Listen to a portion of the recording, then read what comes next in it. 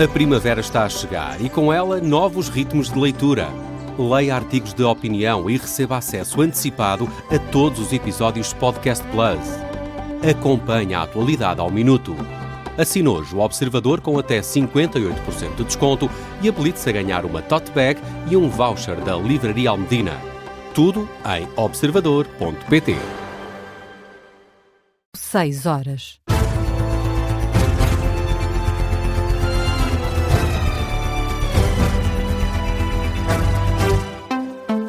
As notícias com Nadine Soares. Bom dia. O Governo volta a reunir-se esta manhã com o UGT e as 4 confederações patronais sobre as alterações à lei laboral, encontros que podem ser decisivos para um possível entendimento em sede de concertação social. A reunião está marcada para as 9 da manhã no Ministério do Trabalho. Surge depois de, na semana passada, o Governo, o UGT e as confederações patronais terem retomado as negociações após o apelo feito por António José Seguro. No final do encontro da semana passada, tanto o UGT como os patrões realçaram ter assistido uma atitude diferente e maior disponibilidade para se alcançar um acordo. Ainda neste dia, mais de 40 estruturas do movimento associativo celebram o Dia Nacional do Estudante, com uma manifestação. O alojamento estudantil e a propina vão estar no centro deste protesto. A iniciativa tem início marcado para as 2 da tarde, no Rossio. À Rádio Observador, o presidente da Direção-Geral da Associação Académica de Coimbra, José Machado, indica que os custos de vida de um estudante universitário são cada vez mais incomportáveis para o bolso dos portugueses. Nós vivemos há vários anos uma crise no alojamento estudantil. Nós temos cada vez mais alunos de ensino superior e cada vez menos, aparentemente, camas para dar a estudantes. O número cresce e a oferta mantém-se constante, ou seja, há aqui um desequilíbrio persistente naquilo que é a oferta de alojamento e não só. Temos neste momento comunidades de milhares de estudantes internacionais que não têm acesso à ação social por aquilo que é o próprio diploma AFET. Temos estudantes que desistem de estudar porque não são capazes de suportar os custos associados ao ensino superior, seja com alojamento, seja com alimentação, seja com deslocação.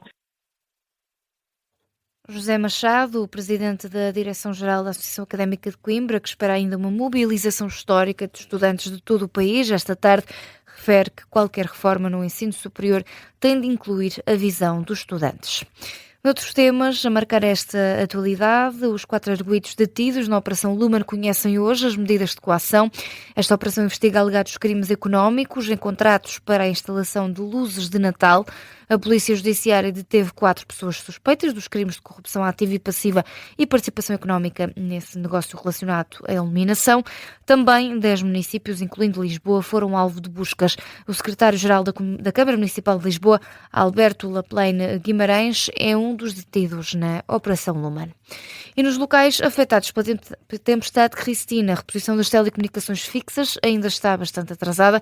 É o que diz o coordenador da estrutura de missão para a reconstrução da região centro. Paulo Fernandes indica que a reposição das telecomunicações fixas está bastante atrasada. Em declarações à agência Lusa, refere que há vários problemas nos diferentes operadores com a parte fixa. A situação mais complicada é mesmo na questão da fibra óptica. Paulo Fernandes falou no final de uma conferência em Leiria, explica que os últimos dados apontam que pode demorar entre 5 a 6 meses para que a fibra seja totalmente reposta. Olhamos ainda para a atualidade internacional. A imprensa internacional noticia possíveis negociações diretas esta semana para terminar a guerra do Irão.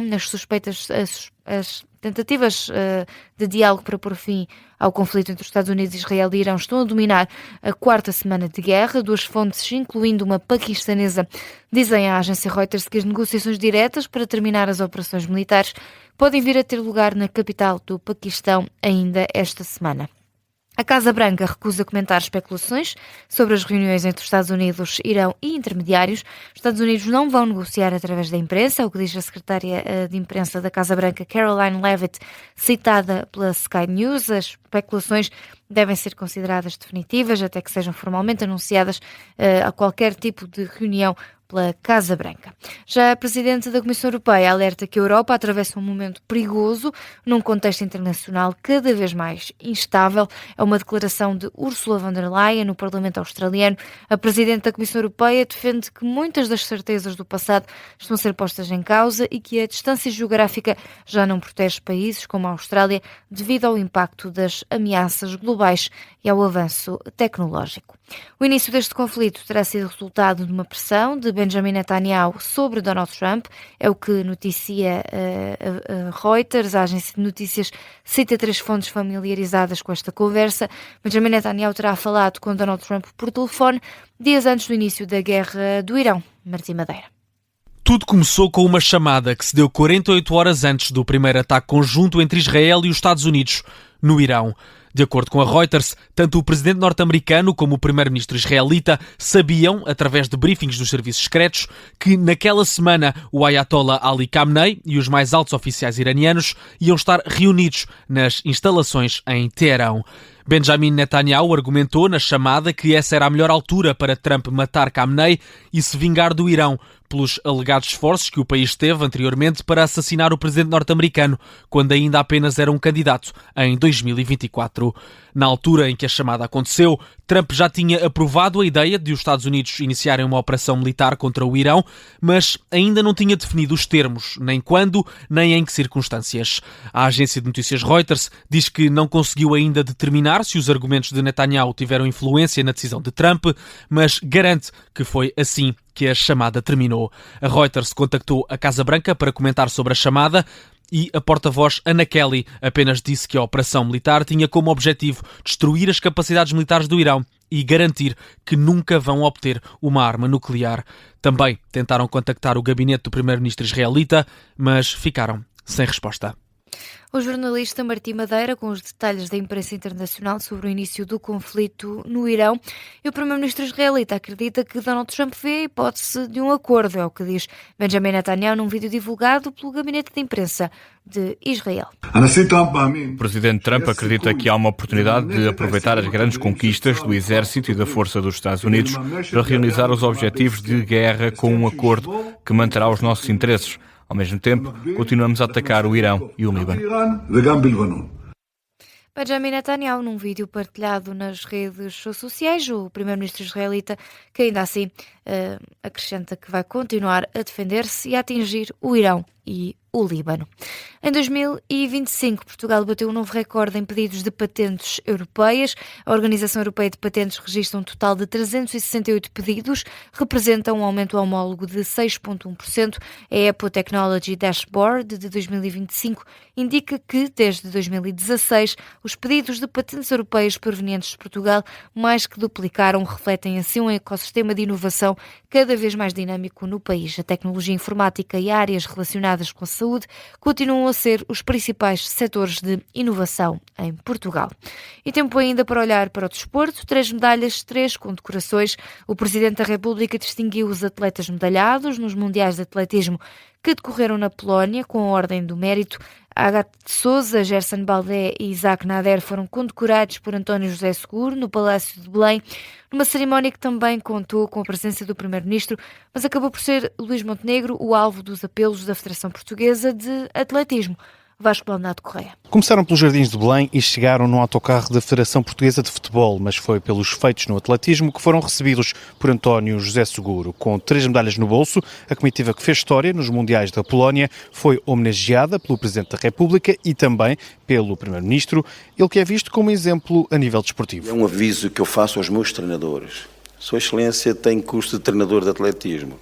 3º grau. De homem do desporto para um montenegro desportista, Domingos Castro, líder da Federação Portuguesa de Atletismo, deixou um apelo. Temos que ter condições para cativar os nossos jovens para que realmente no futuro sejam eles os grandes medalhados. Logo depois, o Presidente da República, num discurso praticamente todo lido, destacou o exemplo da campeã Agathe Sousa. A determinação e a consistência que demonstrou ao longo da competição são o espelho de uma atleta completa. As origens do campeão Gerson Baldé. Imagino o orgulho da Associação de Atletismo Bela Vista ao ver o seu menino de outrora ser um campeão de agora. E a ambição do medalha de prata Isaac Nader. Ele próprio admitiu a desilusão por não ter chegado ao ouro.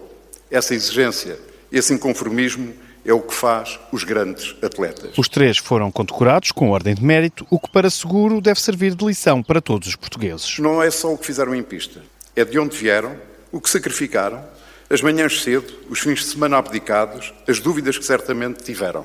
Ninguém chega ao topo do mundo por acidente. Chega ao topo do mundo quem junta talento, trabalho, coragem e determinação. No final, o Primeiro-Ministro ficou a falar com os treinadores e com o Presidente da Federação e o Presidente da República com os atletas. Ao contrário do que acontecia com o antecessor, não houve direito a selfie, mas António José Seguro ainda levantou os olhos do papel para também ele mostrar informalidade. Parabéns, Presidente Domingos Castro. Um atleta, quando eu era pequenino, admirei. Não chegámos a competir os dois, mas cheguei a ir à sua frente numa corrida que organizámos. E cheguei primeiro, claro, ia de carro. Vasco Maldonado Correia, que acompanhou a condecoração dos 3 atletas medalhados nos Mundiais da Polónia. António José Seguro espera voltar a receber esta comitiva com iguais honras depois dos Jogos Olímpicos de Los Angeles em 2028. É com o desporto que encerramos este noticiário. A informação está de volta às 6h30, mas deixe-se ficar já a seguir conferência de imprensa.